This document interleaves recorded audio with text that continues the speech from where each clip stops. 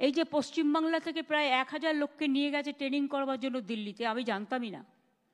এটা ডিএমদের উচিত ছিল অ্যাটলিস্ট আমাদের ইনফর্ম করা, আমাকে না করুক সিএসকে ইনফর্ম করা। আপনারা বিএলও যেসব লিস্ট করেছেন, বিএলওদের কাছে আমার অনুরোধ থাকবে ভোটার লিস্ট থেকে কারো নাম যেন বাদ না যায় সেটা দেখার।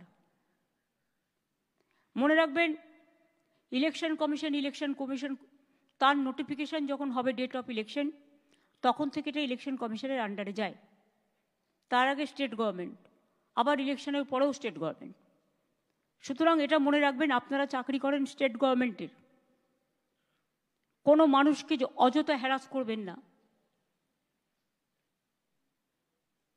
যদিও আজকে কেস আছে বলে ডিটেলস আমি বলছি না,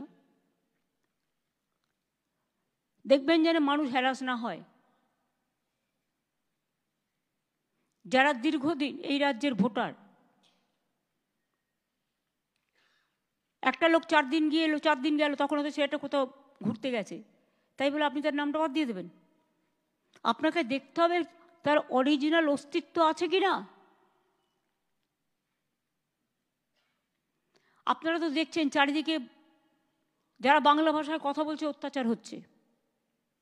আসাম সব ডিটেনশন ক্যাম্প, আসাম গভর্নমেন্ট চিঠি পাঠাচ্ছে বাংলার কুচবিহার আলিপুরদুয়ারকে রাজবংশীদের, যে তোমাকে ফরেন ট্রিব্যুনালসে ইল্লিগাল ঘোষণা করা হচ্ছে। সাহস হয় কোত্থেকে? এই মানুষগুলোর পাশে আমাদের দাঁড়াতে হবে।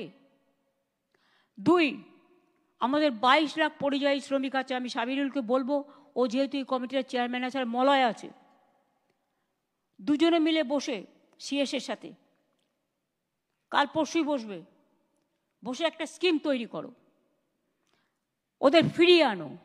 আমার দরকার নেই বাংলার বাইরে গিয়ে কিছু দালালের কথা শুনে যখন অত্যাচার হয় তখন তারা থাকে না, পালিয়ে যায়। বাচ্চাদের পর্যন্ত অত্যাচার থেকে রেহাই দেয়নি।